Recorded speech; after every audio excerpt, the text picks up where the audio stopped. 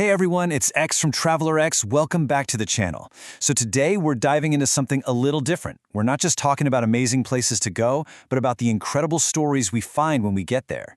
We're going to break down how you can turn your solo trips into a powerful personal narrative that's just as epic as the views. I absolutely love this quote because it gets right to the heart of it. Reclaiming your narrative. That's what it's all about. It's not about being alone. It's about putting yourself in the driver's seat of your own story. You get to be the main character, the hero of your own adventure. And that's exactly what we're going to explore. Every great story, every great adventure, it all starts with that one moment. It's what the famous mythologist Joseph Campbell called the call to adventure. It's that decision you make to just go, to leave what's comfortable and step into the unknown.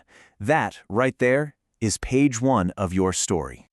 So we're actually going to use the hero's journey as our roadmap for this explainer.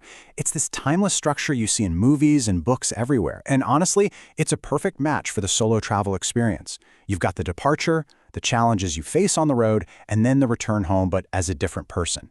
We're going to follow this path to really unlock how you can craft your own incredible travel story. All right, so you've decided to answer that call. Awesome. But being prepared is more than just throwing some clothes in a backpack. We're talking about getting the right mindset and, just as important, the right tools to actually capture the story that's waiting for you out there. Before you even think about packing, ask yourself this one simple question. Who is this story actually for? Is it just for you, a private journal to look back on? Or is this something you want to share with your family, your friends, or maybe even the world? Knowing your audience from the get-go is going to shape everything you do.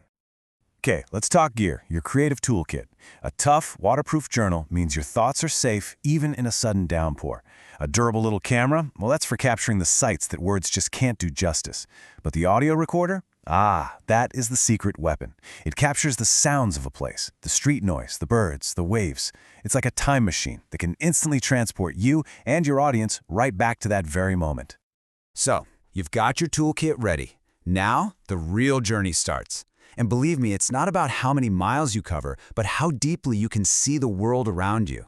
This is what I call the art of noticing, and it is the absolute key to finding the stories hidden in plain sight. And Sachi Dillon just nails it here. The real magic is in the tiny details. It's the frosty air hitting your face on a mountain morning, the specific shade of orange in a sunrise, or the sound of a distant bell in a quiet village. These are the sensory details that make your story feel real and alive. So here's a practical exercise you can do. I call it the 5 senses scan. But look at that last step, number 6. Connect them to an emotion. That's where the story really comes to life.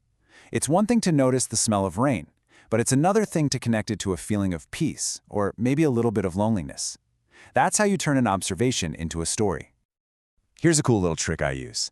I set random alarms on my phone with prompts like this. It pulls you right into the present moment. What am I standing on right now? Cobblestone? Sand? A creaky wooden floor? It's a tiny detail that can add so much texture to your story.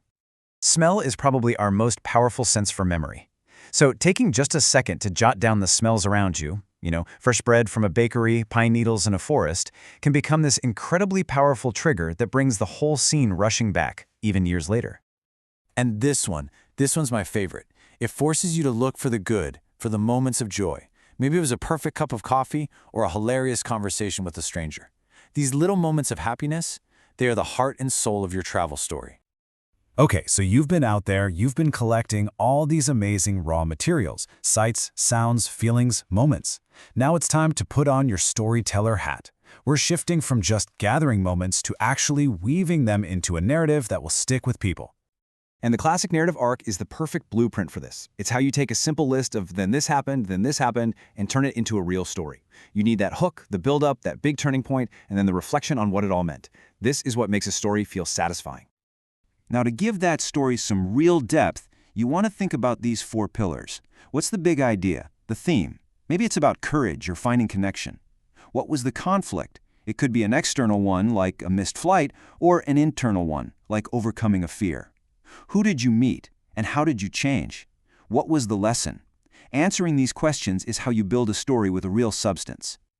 And this is a really crucial point. Remember, we are not writing a travel guide. We are writing a travel memoir. The The story isn't about the best places to eat, it's about the why. Why did you go, and how did you change? In this kind of storytelling, you are the destination. Your personal growth is the entire point of the journey. So, this brings us to the final part of the hero's journey, the return. But coming home isn't the end of the story. In fact, it's a new beginning. It's your chance to share what you've learned, to take this personal transformation and turn it into something that can inspire other people. And get this, the simple act of documenting and sharing your story has a huge impact on you. The Adventure Travel Trade Association found that a whopping 72% of solo travelers report that documenting their trips actually helps build their own confidence. So your story isn't just for others, it's a powerful tool for your own growth. And these are the real gifts you bring back, right? They're not souvenirs you buy in a shop. It's this newfound self-awareness, this amazing connection to the world, and this story that has the power to inspire someone else to take their own leap. And that's when you realize that even when you travel solo, your story connects you to everyone. You're never really alone. So as you head out on your own adventures, just try to keep this in mind. You don't have to have it all figured out. Sometimes you just have to trust the journey, embrace all the twists and turns, and let your own unique story unfold. At the end of the day, the art of solo storytelling is really just the art of living deeply. It's about being present, finding the beauty in the small things, and having the courage to share your unique view with the world. The world is just overflowing with stories waiting to be told. So the only question left is, what will yours be?